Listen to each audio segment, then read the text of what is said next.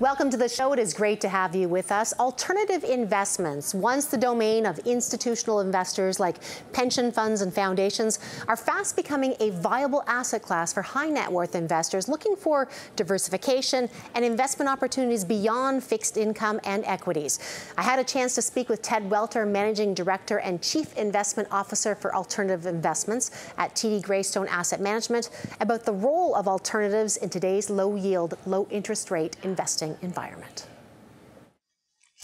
I want to start with the basics. And we have a lot of people who are used to public markets, and alternative investments are something, of course, that people know more about.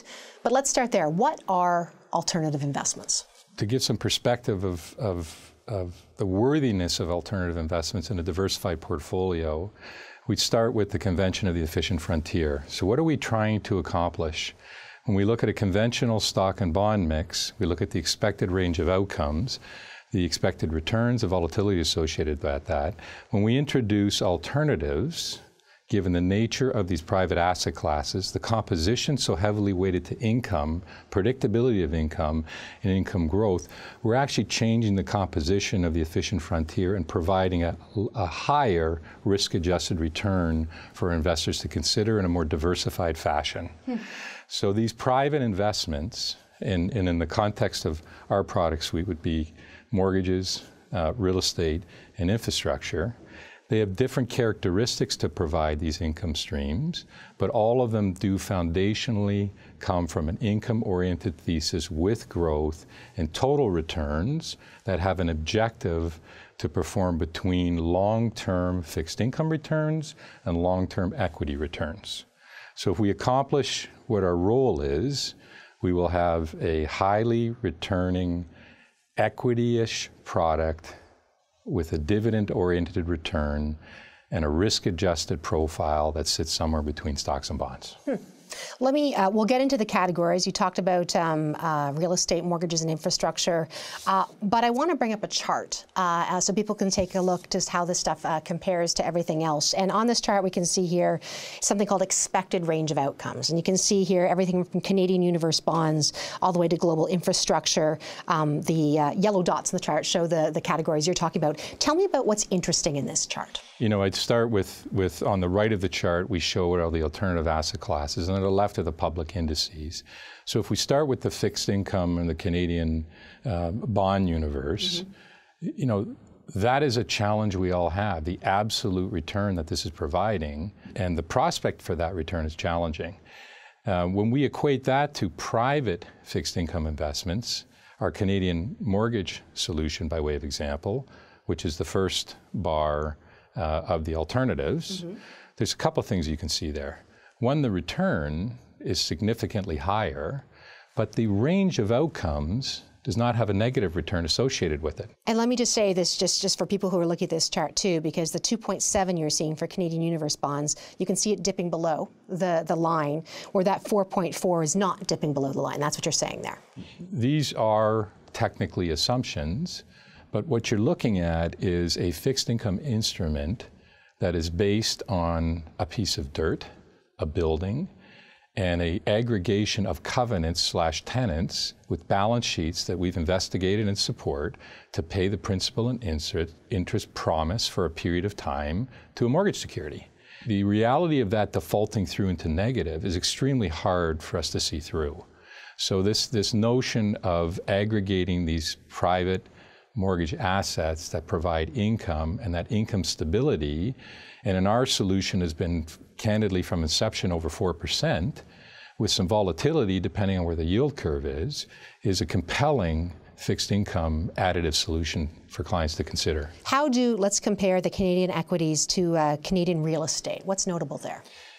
Well, I think if you look at those returns again, you know, absolute returns when we look at the two may not be that dissimilar, but look at the range of outcomes and the volatility associated with that. So again, when we look at the Canadian real estate prospect, if you look at the productivity of total returns in real estate, and not just Canada but abroad, we would argue that almost 80% of the returns come from income, stability of income, and income growth. And then there's a volatility of price and capital appreciation, depreciation. So the notion of volatility then is muted quite significantly because you have that reliable. You've got an aggregation of tenants in buildings paying contracted rents that are diversified over a very large Canadian portfolio and very predictive in their outcomes. I want to pause on one thing you said there, though, is that was it 80% of a total return is coming from income. That's a big asterisk needs to go beside that. Yeah, that's a data point that we receive from the International Property Index. From a Canadian perspective, we would apply that thesis to the consistency of income-oriented returns from our mortgage solution.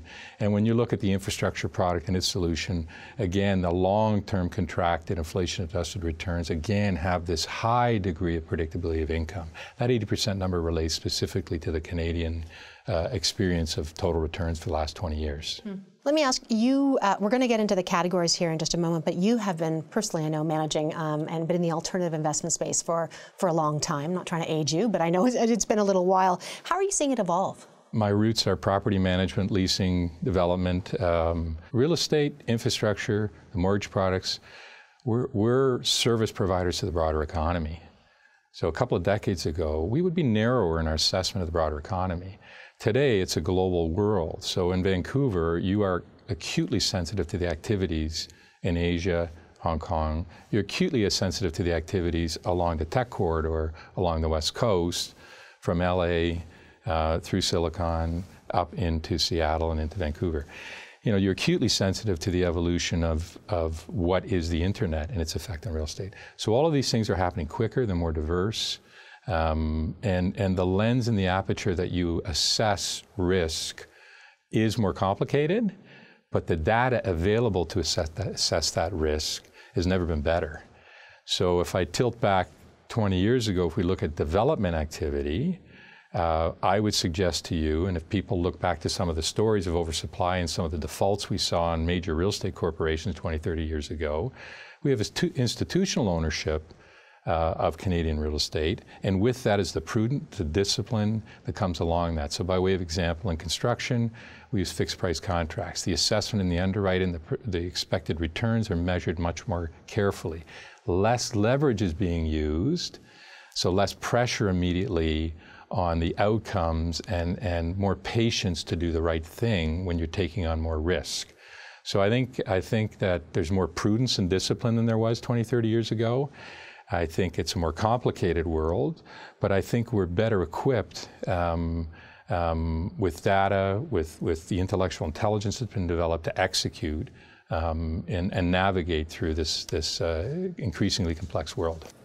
You mentioned three categories, broad, I'd say, asset classes, private asset classes that you guys focus on: real estate, mortgages, and infrastructure. Let's start with real estate, the biggest bucket that you have right now.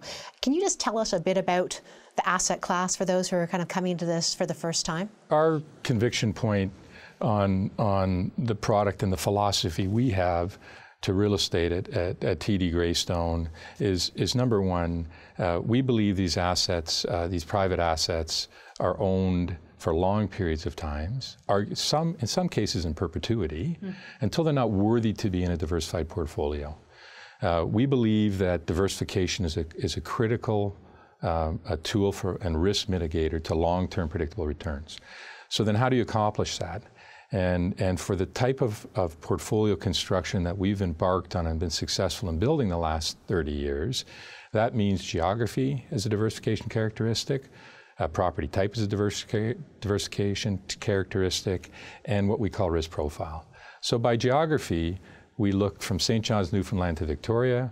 We look at GDP growth, we look at population characteristics, and we have thresholds, at minimum market thresholds, that we'll look to invest in. When we look at property type, we look at retail, office, industrial, purpose-built apartment accommodation, and the ever-evolving life of mixed-use development and urbanization-themed activity in the major markets, particularly Toronto and Vancouver. So, and then finally, we look at what we call sector, and for us, that's our core asset strategies, our value add and opportunistic. Where we're somewhat unique is that all of our activities, particularly in opportunistic and value add, is to build to core. We're not looking to build assets for profit and gain. We're looking to build assets that we think add to the diversification, add to the quality, add to the predictive and growing nature of income streams. Can you, so right now, and correct me if I'm wrong here, I think you've got over 300 properties right now in terms of in the real estate work that you do. Can you give us some examples of ones that, of your properties and why they make sense, given all that criteria you just told us? So I would say thematically, if we look at, it's a national platform, but if we look at current drivers of growth, the reality is downtown Toronto is compelling. Downtown Toronto is compelling from population growth, from a GDP perspective, from urbanization and transportation. So by way of example, at Yonge and Sinclair, from a core position, we've assembled the four corners of Yonge and Sinclair. We've assembled a total of 11 buildings. And what we believe, and we bought this from a U.S. Investor that we believe was somewhat market timing. We looked at that and said, look, the current rent roll, the current rents being paid with an aggregation strategy and a recognition of what the subway line north-south in Toronto means, that we can reposition these assets, reinvest, enhance the tenant's experience, and grow the net operating income quite significantly. And that's playing out. So if you look at the density, the accumulation of buildings, the relationships we have with tenants, the fact we can move one tenant to another building, the fact we can grow with tenants, the fact we can serve them in that community, that's a compelling core asset for the portfolio. When I say core asset, I don't mean a building. For our position, the core asset is the thesis of Yonge and Sinclair. So that'd be core plus. Then when I go down to the waterfront in downtown Toronto, which is one of the largest densification plays in North America, when we look at the development activity we've got going on there, that started with a land position in our opportunistic weighting. And we can only digest the risk of a land position because of the 300 properties you spoke to and the broadly diversified income streams that can hold the non-income producing development portion. That development portion has to have a development plan, development thesis with total return expectations that are accretive, but also fit into our future diversification theses. So why do we like the waterfront? We like it because it's anchored by the LCBO, Liquor Control Board of Ontario. We like it because they've attracted other tenancy. We like it because of the retail component that's coming out of it, because we think that will be part of the heart of the waterfront of Toronto in terms of the tenant experience and the residential experience. And we like the fact that we can densify this site with condos and multi-tenant residential properties. That evolves into, in the years moving forward, from 20 basis points of land weight in the portfolio to what could be a 3-4% weighting of hard real estate that's producing very diverse and growing income streams in a very strategic location. We're going to have you back to talk more about these, but I want to talk about all the pieces, but mortgages.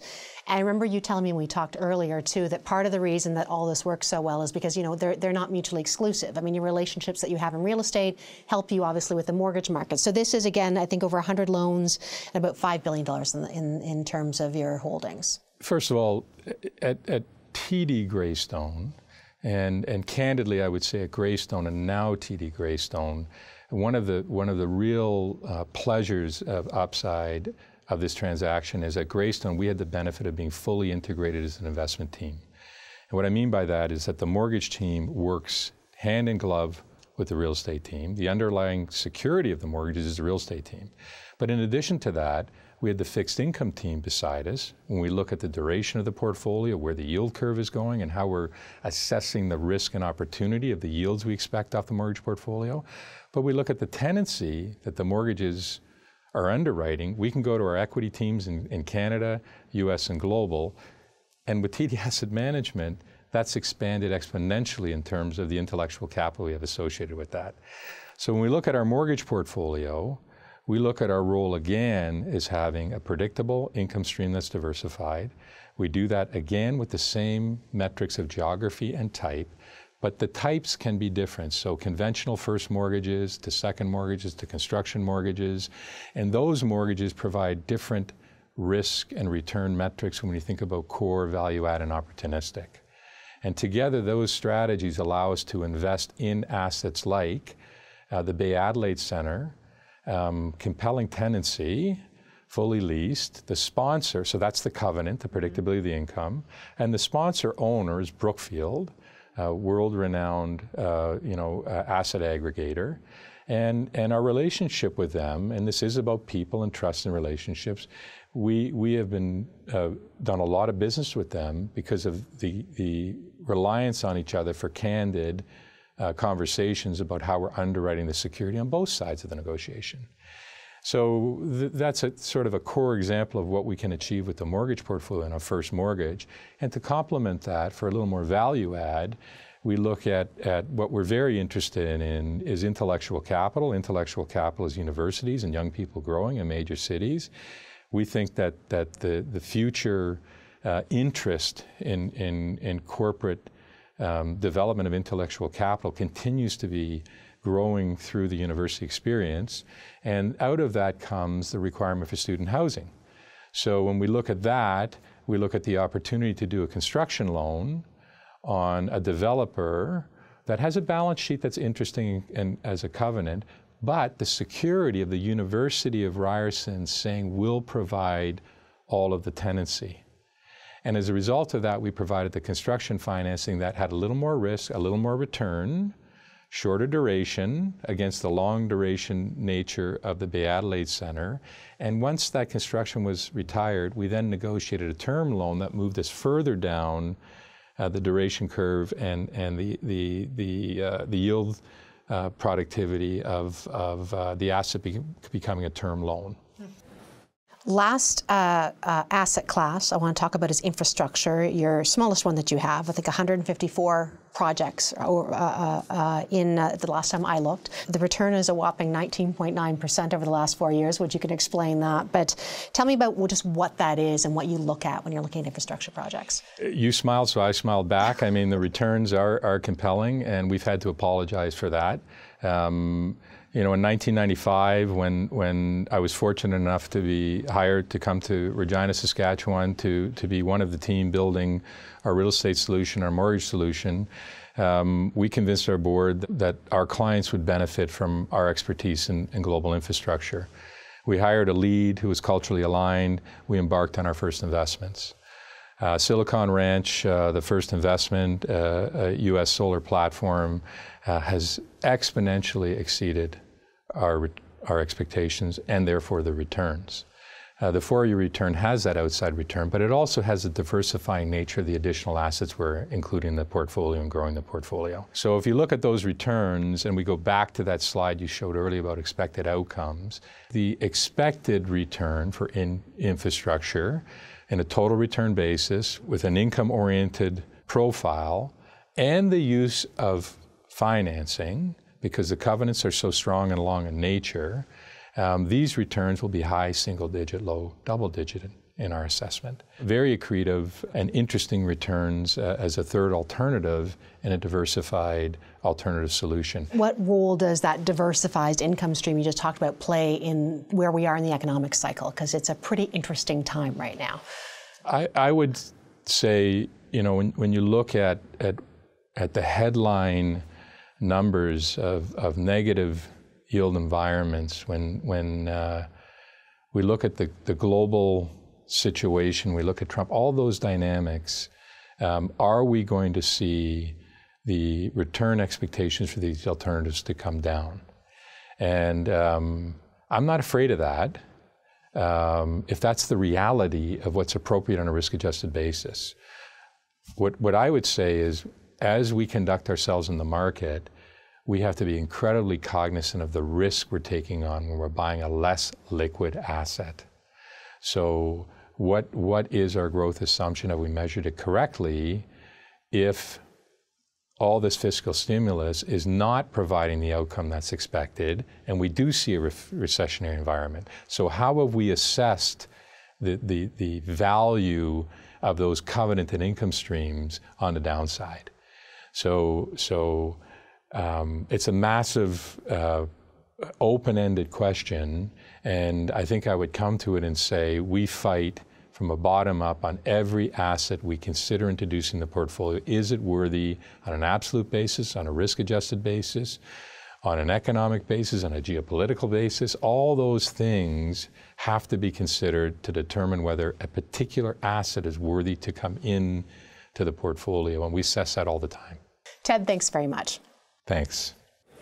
That was Ted Welter, Managing Director and Chief Investment Officer of Alternative Investments at TD Greystone Asset Management. Thank you so much for joining us tonight, and we do hope to see you again next week.